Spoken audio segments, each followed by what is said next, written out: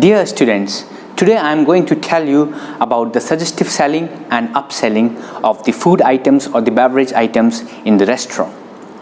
Suggestive selling and upselling is very important because it boosts your sales and brings revenue to the restaurant. A good waiter is not the one who only serves food and beverages, but the one who is mastered in the skill of suggestive selling and upselling. With the help of example, I am going to tell you what upselling or suggestive selling is all about.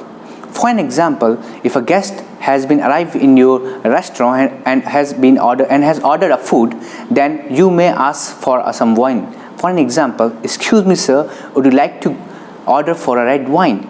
If a guest says yes, it means guest is willing to order for a red wine, but he does not know which kind of wine he should order.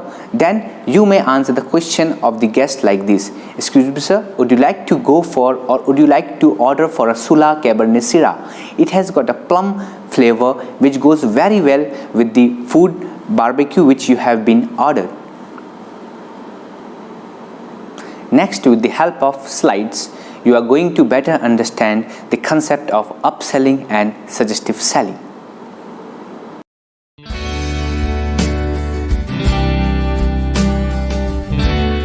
Suggestive selling and upselling. You now have a basic idea of what suggestive selling is and why it is important in our business. In this lesson, we will look at defining upselling and the difference between upselling and suggestive selling. So, let's start with defining upselling.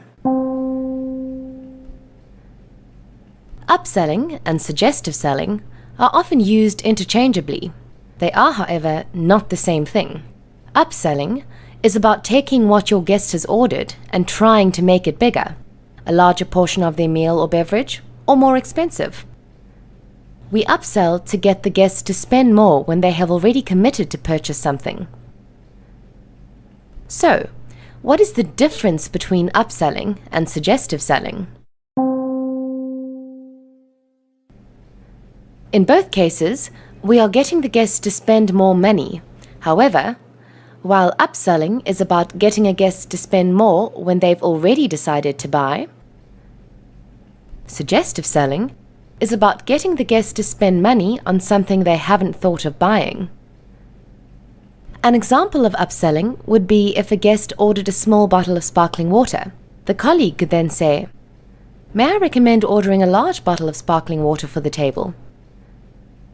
An example of suggestive selling would be, "Welcome to Amber. May I recommend a bottle of sparkling water for the table?" The difference here is that the guests have not yet ordered anything and may not have thought of ordering water for the table. This recommendation then sparks their interest. Can you think of more examples of upselling versus suggestive selling?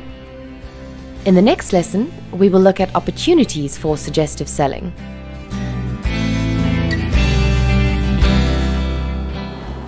Dear students, upselling and suggestive selling is very important for any kind of restaurant. As we all know, F&B associate is a salesman. He not only sells the food and beverage dishes prepared by the kitchen and the bar, but also upsells, and suggestive selling is required for him.